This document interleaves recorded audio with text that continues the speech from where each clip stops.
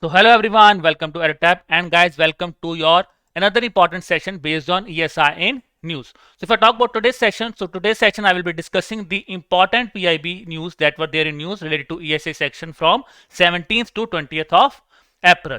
Talking about session, guys, I have discussed with you earlier on also that the session is very much important for your phase 1 examination as well as for your phase 2 examination. Okay, now if you are new to our YouTube channel, so you could kindly subscribe to the channel so that you could get all the latest information based on the upcoming exam, be it related to RBI, be it related to NABARD, when the exam will be coming. So everything related to your queries will be discussed here.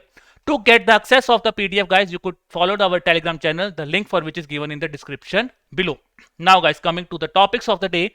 So today I will be discussing with you the 4 important topics that were there in the PIB. So the first topic here is that is a vulnerability assessment framework has been named.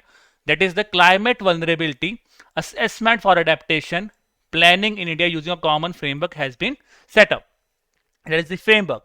The second one is related to Durokia series. The third topic of the day is our Amazon Sambhav Online Summit. And the fourth one is our decarbonizing, exploring the hydrogen prospects and innovative technologies. Now, guys, if I say how I will be preparing, how I will be taking up this session. So, guys, I will be first of all, I will be discussing some important MCQs for your practice. If you have gone through the news, so by this practice of MCQs, you could get the answer. Then I will be discussing in detail about that specific framework, or if there is any news, I will be discussing in detail about that specific news. Then I will be proceeding further with the other topics. Now, based on that, I have presented you the first question of the day that is related to our first topic, that is climate vulnerability assessment and for adaptation planning in India using a common framework. So now, guys, here I have presented you a paragraph. One thing I want to share here with you is, guys, I will not be going through with the paragraph in detail. I am giving you some time so that you could have and look at the paragraph. Then, talking about the thing, I will be discussing everything in detail when I will be discussing the news. Okay, now I'm presenting you some time, so I'm giving you some time so that you could have a look at the paragraph. Now, after looking at the paragraph, the first question that you have to answer is, which among the following organization has submitted the report that is mentioned in this paragraph? Which means you have to tell me the organization that has submitted the report. Whether it is IIT Guwahati, whether it is IIT Bhubaneswar, is it IIT Mandi, or is it both Guwahati or Bhubaneswar, or is it Guwahati or Mandi? Now let's see how many of you know the answer. So if you have gone through the framework and if you have gone in detail of the framework, I think this will be an icing on the cake for you. But if you have not known about, if you do not know anything about the news, then it could be complicated for you guys. So talking about here, the first answer here is, guys, that is option number E, that is IIT Guwahati and IIT Mandi is the right answer here. Okay, now coming to the second question based on the same paragraph, that is, you have to tell me the state that has the lowest vulnerability among all the states in India, which means the state with the lowest vulnerability. Again, very important. Now, guys, if I talk about these kind of questions, these are typical questions that are generally being asked whether in NABARD examination, whether these questions are asked in RBI also. So these are general questions and these are expected. These are questions that are there on expected line of thoughts. Okay. State with lowest vulnerability, if I talk you over, whether it is Jharkhand, is it Kerala, is it Maharashtra, is it Nagaland, or is it Goa? So, guys, the answer here is option number C, that is Maharashtra is the right answer here. Then, moving to the third question, based on a similar paragraph or based on a similar framework that I have asked you is, the state that, the district that has the highest vulnerability in India. So, district with highest vulnerability in India. First of all, who has submitted the report, then state with the lowest vulnerability. Now, district with highest vulnerability. Let's see how many of you know. Whether it is Karimganj, whether it is Golpara, whether it is Dhubri, whether it is Darang, or whether it is Katihar. Now you have to tell me the specific answer based on the option or based on the paragraph if you know these things. So, guys, the answer here is option number A, that is Karimganj. Yes, option number A, Karimganj is the right answer here. Now, guys, let's move to the news that was there in news. So, guys, if I talk about the important thing here, so climate vulnerability, that is a framework named as climate vulnerability assessment for adaptation planning in India using a common framework has been released. Okay. Now, very important thing when I talk about the framework is, if any framework has been based, if any framework has been made, it has been made on something, that is some idea should be there. So now if I talk about here, so this framework, it is basically, guys, being based on this National Mission on Climate Change. So under the National Mission on Climate Change, there are two specific missions, that is by the name of National Mission on Sustaining the Himalayan Ecosystem. The second mission is National Mission on Strategic Knowledge for Climate Change. So you should know about these missions also. Now, based on this mission, this climate vulnerability assessment for adaptation planning in India using a common framework has been set up, which means iske base pe, this is a basic idea on which we have set up this framework. Now, talking about this framework, very important thing guys that you should know is that a project under the name of Vulnerability Profile of India, state and district level, there was a project on this name which was basically being conducted by Department of Science and Technology and the Swiss Agency for Development and Cooperation. So these two organizations have come together, that is under this project. Now based on the project, which means something we have an idea, then we have a project. Now based on this project, a report or a framework has been set up that is basically being submitted by, or you could say prepared by, Indian Institute of Technology Mandi and Indian Institute of Technology Guwahati along with Indian Institute of Science Bengaluru. So this is something very much important. We got the idea also, we got the program on which this framework has been built.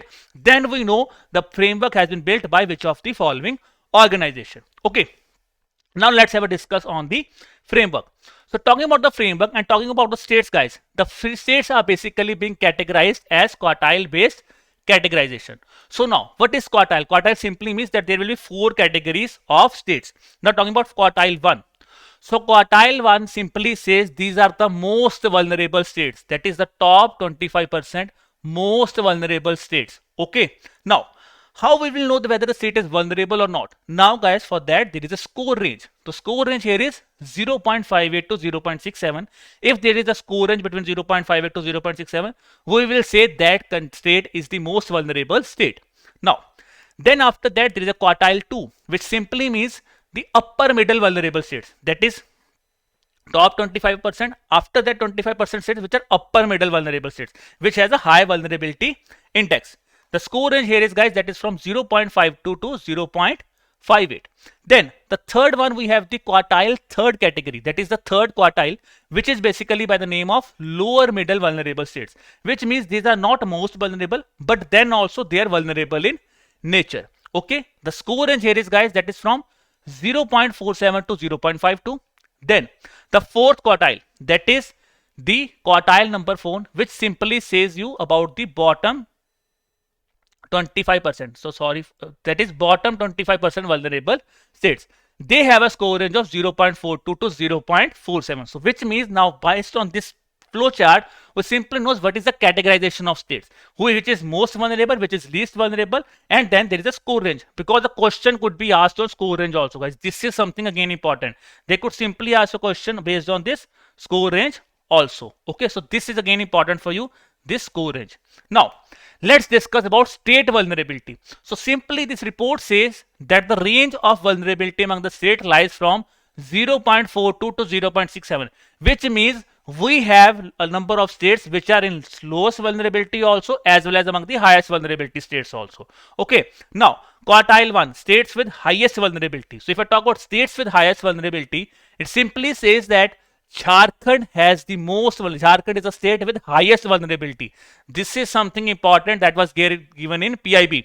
Jharkhand, the state with highest vulnerability, which is basically being preceded by or followed by Mizoram, Odisha, Chhattisgarh, Assam, Arunachal Pradesh and West Bengal, which simply says us that guys, these are states which are basically falling under quartile 1 category. Okay, then states with lowest vulnerability. So states with lowest vulnerability simply means the states that are falling under QR, Q4, that is quartile 4 category. Now the least vulnerable state according to this report is Maharashtra, which is being preceded by Goa, Nagaland, Kerala and Tamil Nadu. If I talk about state specific data guys, so this snippet is very much useful for us. This is a snippet according to this report which shows you about the vulnerability index of India. And here this is something important that has been given to you. So quartile 1 there is 8 states, quartile 2 consists of 7 states, quartile 3 also consists of 7 states and quartile 4 consists of 7 states. So most vulnerable, see, northeastern part of India is the most vulnerable. So this is the something, by this you can have a basic idea also. Northeastern side, just have a look at the northeastern map. These are the states which are highly vulnerable. Okay, so if I talk about in southern India, the states are basically under the lower middle state, or they are under the least vulnerable states. Then talking about the reason, what are the major drivers of vulnerability in India? So guys, if I talk about here, the major reason is lack of forest area per rural population. This is one of the major reason why there is vulnerability in India. If I talk about other important reasons, so there is a lack of crop insurance, rain-fed agriculture, as well as marginal and small holding operations. So these are one of the major reasons. And here, this snippet, you can again have a look, but when you're going through the paragraph. So these are the important indices. These are important drivers that has been given based on which vulnerability is there in states. This is something important. Vulnerability in states. Okay.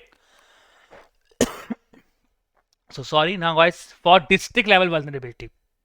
If I talk about district level vulnerability, guys, the most important thing here is the top 5 districts which has the highest vulnerability in India. They are Karimganj. So Karimganj has the highest vulnerability in India, which is being preceded by Golpara, Dhubri, Darang, and Katihar.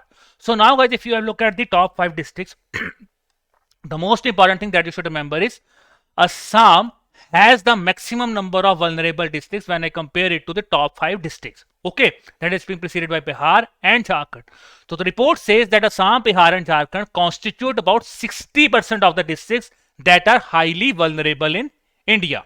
Okay, talking about the vulnerability index of districts. So vulnerability index of districts basically lies from 0.34 to 0.75. Okay. So this is the snippet which is showing you about the quartile ranking of districts. So quartile ranking simply says 0.7 is the highest and 0.34 is the lowest. This is about the district. So this is something that you should remember. 0.6 to 0.42, it was related to the state based index. So here it is 0.75 to 0.34. Other important thing guys about the data that was there in the district is the district data has further been divided into the decile 1 category as well as among the vulnerability category. So decile file based on this simply means is 10%, 20%, 30%, 40%, 50%. That is 10% bracket is there. That is the decile population. Then vulnerability, states with district with highest vulnerability, district with lowest vulnerability, that is also shown to the that is also shown under this specific report. So based on this paragraph, you could simply look at this, and I hope you will also appreciate us on this. That is the paragraph, that is a snippet that we have provided to you. Now, important thing here is guys, what is the reason for vulnerability in district level? So at state level, I've discussed just a few seconds earlier, I've discussed with you the vulnerable indicators for state level. Now, the vulnerability in district level, the main reason is low net sown area under horticulture. This is one of the main reason that is vulnerability in India. Then the second one is the desert, that is lack of forest area per 1000 rural population, which is one of the major concern among states. District is horticulture, but at states, lack of forest area per 1000 rural population was the main reason there. Then there is another important reason known as lack of crop insurance, then is marginal and small land holding, as well as low road density. So these are the important indices. Now you should also go through about these vulnerable indicators also, because that you could use in your essays also as well as in your descriptive paper also. Okay, now that brings us to the end of our first topic.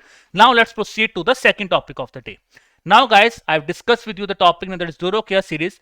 You simply have to tell me that this Durocare series project has been developed by which among the following organization. Okay, why this news is important? See this keyword first. I have discussed with you a lot of time that whenever you see this kind of keyword first, if anything has taken place for the first time, there is a very high probability that a question will be asked. And guys, mind my words. I'm telling you, if you look at the NABARD examination, whether you could look at the RBI examination also, if something has taken place for the first time, they are asking the question. If this thing has taken place, let's say 1 year prior also, then also the question has been asked. Simply, if I give you an example, NABARD examination of 2020, they have launched a report. They have asked a question about something related to Niti Aayog's report. So guys, that report was released 6 months prior to our examination. But that also, why it was important? Because it was taking place for the first time. Now, talking about the answer here guys. So answer is that IIT Hyderabad has launched this Durocare series. Now guys, our Union Minister of Education, that is Mr. Ramesh Pokhriyal Nishank, so he has launched this Durocare series. which is the world's first affordable and long lasting hygiene product. This is something important. Most important is it is affordable for us. That is, you could easily afford that specific thing. So now, talking about who has developed this project, it is being developed by IIT Hyderabad researcher, which is basically, guys, being led by Dr. Jyotsendra Giri. This is again, now guys, if I talk about current scenario, this name is again important, because instead of asking about the institute, they could simply ask a question on the name of the person also who was leading this research. That is Dr. Jyotsendra Giri. Talking about why we need this product, it is basically being launched so that we can combat the COVID-19 virus, because the cases are increasing day by day. So to combat this thing, this Durocube series has been launched. Okay, now what is the initiative? What is the benefit of it? Is basically being providing you the long lasting protective measures, which means it will be providing you a nanoscale coating on which COVID-19 virus could not be there. There will not be virus, which could sustain up to maximum of 35 days. This is again important. Maximum is 35 days, which means up to 1 month you could easily get hygiene, or you could easily get this product could be long lasting for you. Okay, now the second topic is also over. Now coming to the third topic of the day. So now guys, a summit by the name of Amazon Sambhav Online Summit has taken place. Now here I have given you a specific paragraph based on this summit. Now I'm giving you some time so that you could have a look at the paragraph. Then I will be asking you the question based on this specific paragraph. So it is very good if you have gone through the news, but if you do not have gone through the news, then also by this lecture we could have a look at the news also, as well as the kind of questions that could be formed from this news also. So we could have a both way, we could have a benefit of this lecture. Okay, you could get benefit through this lecture. Now the question that I am asking you is, what is the theme? Again, a typical question that are generally being asked or questions, theme of any kind of summit. So now you have to tell me what is the theme of the above mentioned summit, that is the Amazon Sambhav Online Summit. Is it unlocking infinite possibilities for India? Is it boosting India with digital growth? Is it unlocking indefinite possibilities for India? Is it spotlight for Northeast, or is it none of the above? Okay, typical question. If you have gone through the news, I think that will again be an easy question. But if you do not have gone through the news, then at least you should have a try, so that after, when you will be getting to the detail of the news, you will know about that specific thing also. Okay. So guys, the answer here is option number A, that is unlocking infinite possibilities for India. Now, the second question that I have asked you is, see, in this paragraph, I have mentioned about some specific venture fund. Now you have to tell me the name of that specific venture fund that I have talked, whether it is named as Venture East, whether it is Amazon Venture Fund, is it Investment Venture Fund, is it Sambhav Venture Fund, or is it Atmanirbhar Venture Fund? Now you have to tell me about this specific thing. So I'm waiting for a response, guys. Let's see. And I want you should be charged about this also. Okay, if you are liking this session, kindly press like button. And then also, if you want that your friends should also get the benefit of this lecture, you could also share the lecture with your friends also. Okay. So now the answer here is option number D. That is this Sambhav Venture Fund is the right answer here. Now coming to the news. So recently, guys, Amazon Sambhav Summit. Yes, Amazon Sambhav Summit has been launched by, it has been basically being organized by Amazon India, and our Minister for Personnel, that is Minister for Development of Northeastern Region, Dr. Jitendra Singh, he has addressed this Amazon Sambhav Online Summit. Now the theme here is unlocking infinite possibilities for India. Okay. Now guys, whenever any kind of summit is basically being launched, the most important things are if any kind of product that is being launched.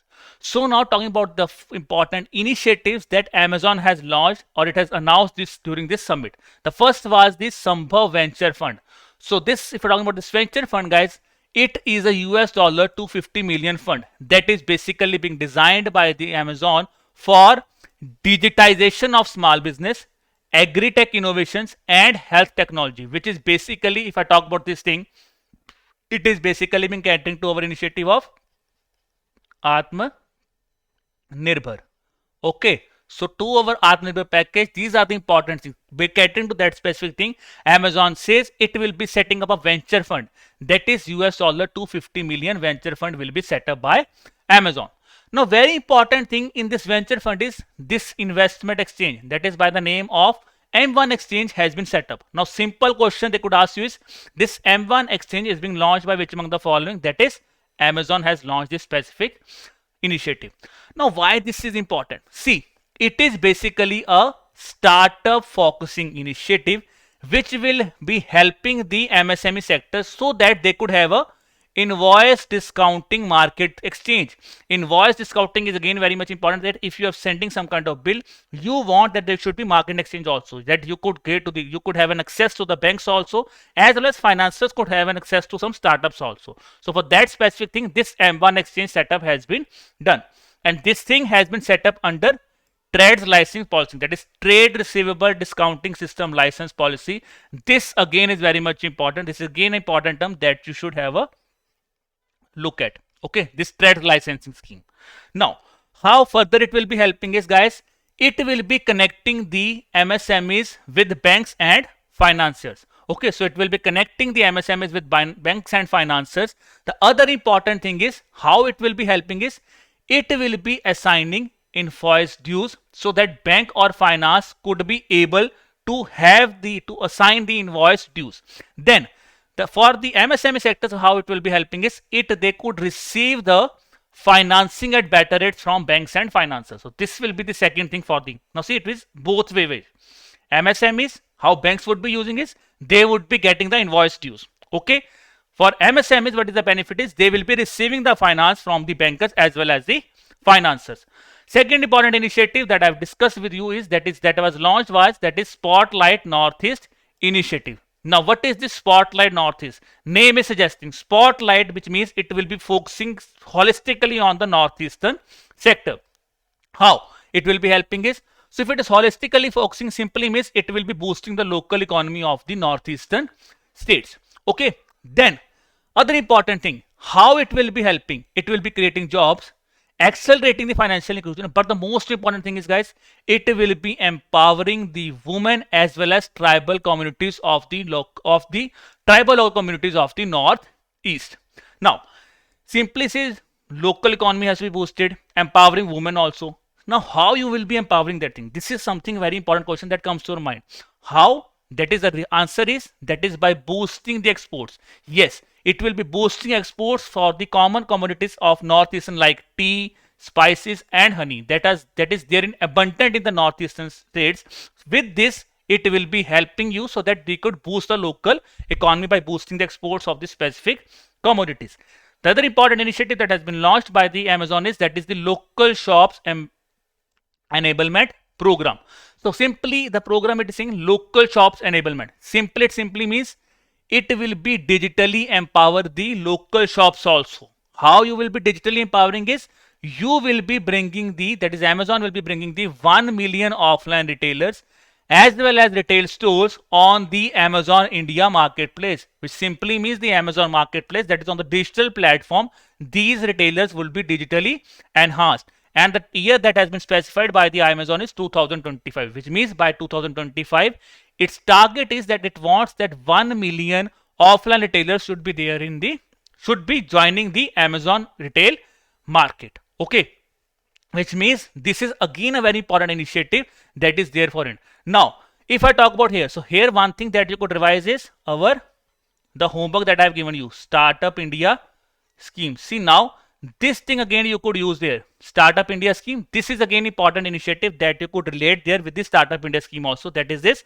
Amazon Sambhav Online Summit. Okay, now third topic we have again discussed. Now coming to the last topic of the day. The last topic is that which among the following, the question that I'm asking you is, which among the following organization has organized this India-Japan webinar on decarbonization, exploring the hydrogen prospects and innovative technologies? Again, a typical question that is generally being asked. It could be asked in our phase 1 examination as well as in our phase 2 examination. In any kind of phase, this question could easily be asked. Okay, 1 marker, 2 marker, these kind of question could be asked.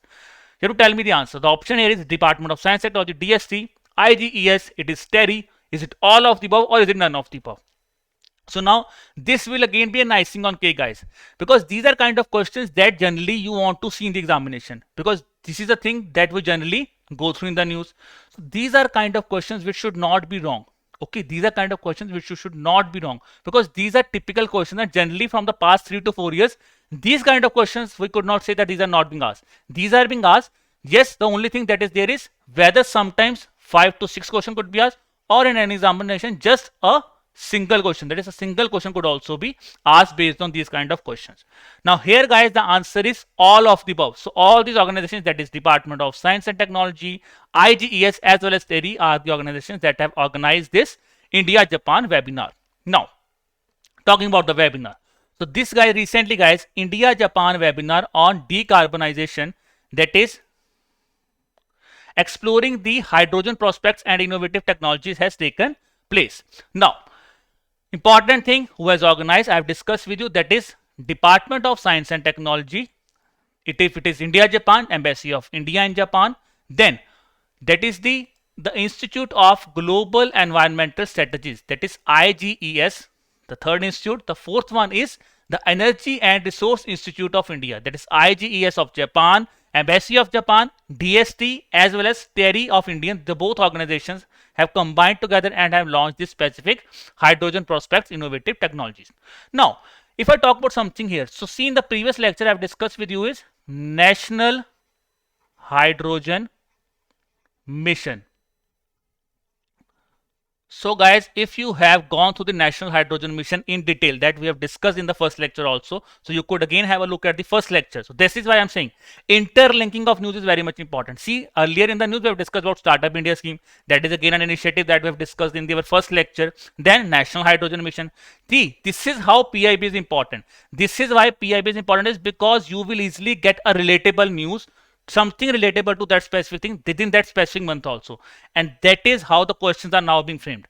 Instead of asking, now they could, what they could do is they could frame a full-fledged question on hydrogen mission, and simply because it is not related to hydrogen mission but something is it is focusing on hydrogen prospects, so now they could simply ask a question that this kind of summit or webinar has been conducted on hydrogen mission among which of the following states, that is, or which of the following countries, that is India and Japan. So this kind of question could also be asked you. Okay, now important information guys that is there, that could again be very much useful for you. It simply says it has informed that 38%, that at present India has 38% of the total installed electricity generation based on renewables energy, now which amounts to 136 gigawatt. This is again important. It amounts to 136 gigawatt, and it has set up a target of 175 gigawatt by 2022 under the Paris climate change. Again, an initiative that I have discussed in the lecture 1. Okay, now 175 gigawatt tak to we know. Now the most important is the target for 2030. That could again be asked. The target for 2030 is 450 gigawatt by 2030 is our target for renewable energy. Okay, now why Japan is important for us? So if I talk about Japan, so guys, Japan is the first country which has formulated a basic hydrogen strategy. This is again very important guys. Basic hydrogen strategy, first country to formulate that thing is Japan.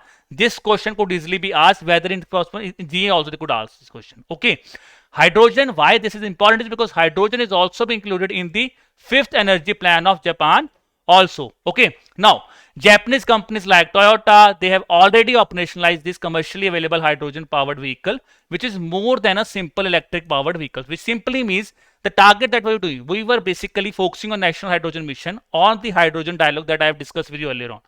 The target that we are focusing is we want to set up we want to focus more on hydrogen energy so that we could reduce our import on fuels, import on renewable fuels we could reduce. So for that specific thing also, this thing like Japan could help us on this thing also. Okay, so this is very much important thing that is helpful for us. Okay, now guys, with this we are coming to the end of the session. Now let's start with the homework of the day. So guys, homework that I'm giving you is the very much important, the things that I've discussed in the first session, that is this National Mission on Sustaining the Himalayan Ecosystem and the National Mission on Strategic Knowledge for Climate Change. So these are the two important national missions based on which the framework, that is the voluntary framework, climate framework, has been set up. Okay, now guys, I want that you should write at least 2 to 3 lines about this mission in the comment box section, and I'm giving you, those of you who will be giving the answer, I will be appreciating that thing, that is I will be sharing the snippet of that specific person in the upcoming lectures also. Okay, now With that, I am coming to the end of the session. So guys, if you have any kind of suggestion or you have any kind of query, you can drop us an email.